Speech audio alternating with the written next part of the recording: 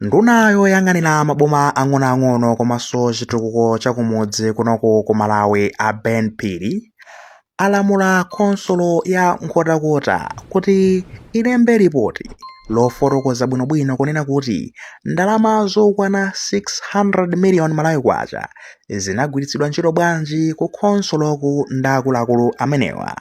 Izitu ni ndalama zomwe zikuganiziridwa kunena kuti makosana aku khonsolowa analavuza ndalama zimenezi, anazigwiritsa ntchito molakwika, sizinagwire ntchito yake mmene zimayenera kukhalira.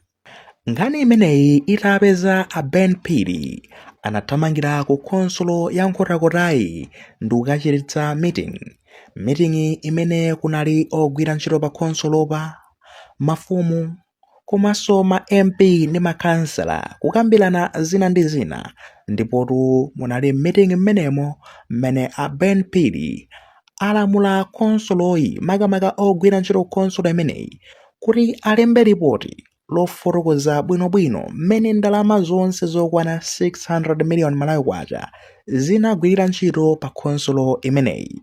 Kodi adazigwiritsa ntchito yotani ndi maumboni ake kuti mwina mwake ayiletse dzina awo ngati iwowa sanabe ndalama zimenezi, ngati iwowa sanadye ndalama zimenezi. Ndipo popitiriza a Ben Phiri atsindika kunena kuti ngati boma salola zonena kuti ogwira ntchito mboma agwiritse ntchito ndalama za Malawi molakwika, ndalama zimene zimenera zikapindulire anthu akumamidzi, ndalama zomwe zimenera zithandize kusintha miyoyo ya anthu akumamidzi pomanga zitukuko zosiyanasiyana kumamidziku.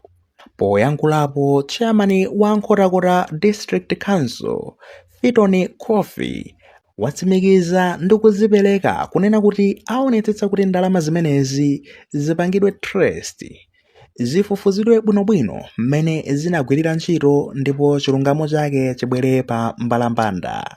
Kwa miyezi iwiri yapitayi kwakhala kuli debate yayikulu ku parliament makamaka yomakamba zonena kuti kodi oyenerera kulamulira ndalama za CDF, ndalama zomwe zimaperekedwa kuti zikatukulire chitukuko chakumamidzi, ni ndani? Kodi akuyenera akhale ma MP kapena makhansala, mafumu kapena khonsolo? Kumati kodi ndi ati amene akuyenera kukhala ndi mphamvu yolamulira ndalama zimenezi?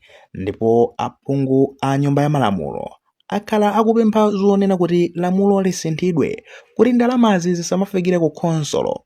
Akhonsolo samagwiritsa ntchito bwino ndalama zimenezi, koma iwowa aphungu a nyumba ya malamulo akuyenera akhale ndi mphamvu zomaonetsetsa kuti ndalamazi zikugwira ntchito motani, zikupangidwa bajeti motani, ndipo zikupanga zitukuko zotani kumamidziko. Ndipotu kutifikitsa pamapeto pa nkhani imeneyi, kufikira nthawi ina tionanenso nthawi imeneyo.